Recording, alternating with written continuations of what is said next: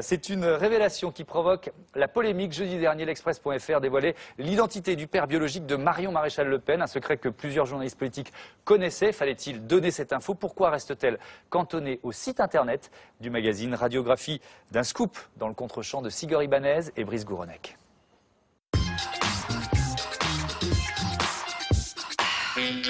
C'est un scoop né sur le net qui provoque la polémique. Sur son site, l'Express révèle le nom du père biologique de Marion Maréchal Le Pen, la députée FN du Vaucluse.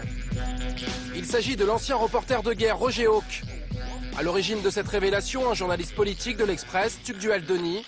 Depuis le mois d'août, il enquête sur la petite fille de Jean-Marie Le Pen. Quand il apprend le nom de son vrai père il y a 2 semaines, il publie l'article. Pour lui, c'est une information avant tout politique. Nous, on n'a pas, en tout cas, parlé de cette histoire sous prétexte que c'est le Front National et qu'il faut taper le Front National. C'est-à-dire, on a parlé de cette histoire parce qu'au Front National, spécifiquement, les relations familiales ont une importance et parce que Marion Le Pen est un personnage important du monde politique. Donc, ça nous a paru un élément de portrait clé pour la suite, pour comprendre Marion Maréchal Le Pen. Autrement dit, la vie privée des élus pourrait expliquer leur parcours politique. Un argument qui ne passe pas au Front National. Le parti dénonce une atteinte à l'intimité de Marion Maréchal Le Pen et porte plainte contre l'Express. Je pense que c'est un journal de voyous et qu'ils sont comme Closer ou comme Minute maintenant.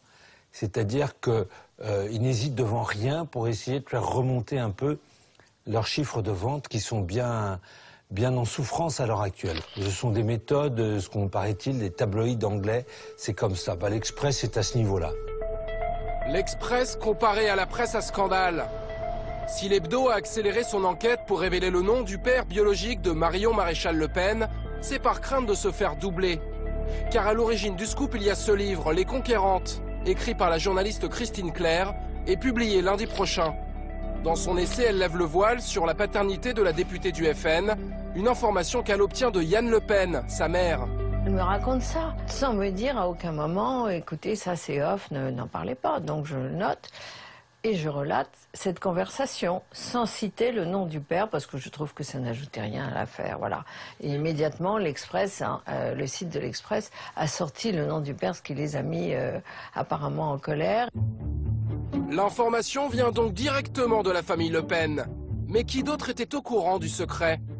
Pour le savoir, nous avons rencontré David Doucet, spécialiste du parti d'extrême droite pour les Inrocks et auteur d'une histoire du Front National.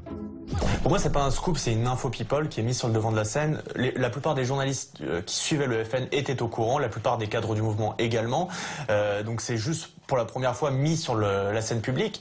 Mais moi, par exemple, j'ai d'autres informations sur les relations que pourrait avoir Jean-Marie Le Pen avec un tel, ou même l'entourage de Marine Le Pen. Mais après, est-ce que ça tient de la vie privée ou de la vie publique? C'est tout l'enjeu. Un scoop qui fait pchit. Dans les quotidiens nationaux du lendemain, seul le Parisien aujourd'hui en France reprend l'info. C'est sur Internet que les médias relaient les révélations. L'Express ne publie d'ailleurs rien sur sa version papier.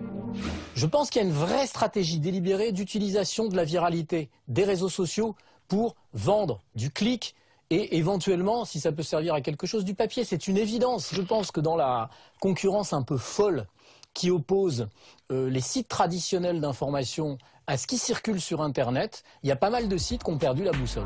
Voilà, et l'Express en fait partie.